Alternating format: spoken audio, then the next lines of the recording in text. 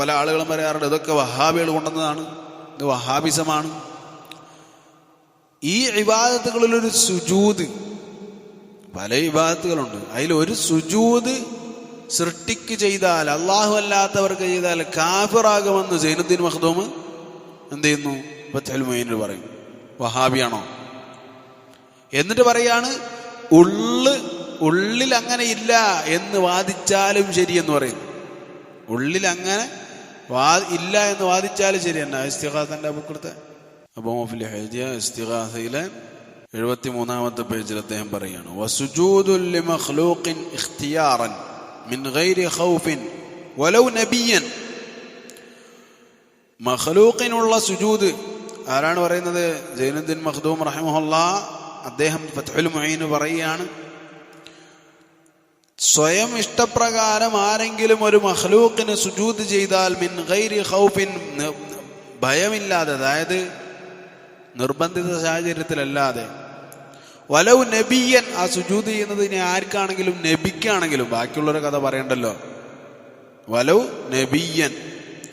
വഇൻ അൻകറൽ ഇസ്തിഹ്ഖാഖ, ഇനിയോ ആ നബിക്കിത് അർഹതയില്ല, ഞാൻ സുജൂദ് ചെയ്യുന്ന ആൾക്കതിന് അർഹതയില്ല എന്ന് പറഞ്ഞാലും, വലൗ അൻകറൽ ഇസ്തിഹ്ഖാഖ, ഇയാൾക്കതിന് അർഹതയില്ല, അർഹതയുള്ളവൻ അല്ലാഹ് തന്നെ, സുജൂദ് ചെയ്യപ്പെടുന്ന അല്ലാഹ് തന്നെ, ഞാൻ വെറുതെ സുജൂദ് ചെയ്യാണ് എന്ന് പറഞ്ഞാലും, ഔ ലം യുതാബിഖ് ഖൽബുഹു ജവാരിഹു, അതല്ലെങ്കിൽ അവൻ ഈ സുജൂദ് ചെയ്യുന്നവന്റെ അവയവങ്ങളുടെ പ്രവർത്തനത്തെ ഹൃദയം അതിനോട് യോജിച്ചിട്ടില്ലെങ്കിലും, ഹൃദയത്തിൽ അങ്ങനൊന്നുമില്ല എന്ന് പറഞ്ഞാലും അവനെന്താണ്?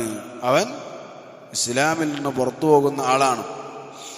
എന്തുകൊണ്ടെന്നാൽ അവന്റെ പുറത്തെന്താ കാണുന്നത്? ഒരു കുഴപ്പമില്ലാണ്ട് സുജൂദ് ചെയ്യുന്നു എന്ന് ആര് പറയുന്നു? സൈനുദ്ദീൻ മഖ്ദൂം റഹിമഹുല്ലാഹ് അദ്ദേഹം പറയുക. അപ്പം ഈ ഒരു കിതാബ് എന്താണ്? ഇസ്തിഗാസയെക്കുറിച്ചും അതുപോലെ തന്നെ അങ്ങനെയുള്ള കാര്യങ്ങളെക്കുറിച്ചുമൊക്കെ പഠിക്കേണ്ടതാണ്. പഠിക്കേണ്ടവരാണ്, പഠിക്കാൻ താല്പര്യമുള്ളവരാണ്. നമ്മളെല്ലാവരും പഠിക്കാൻ താല്പര്യമുള്ളവരായിരിക്കണം. അവരെന്ത് ചെയ്യണം? ഇത് വായിക്കണം.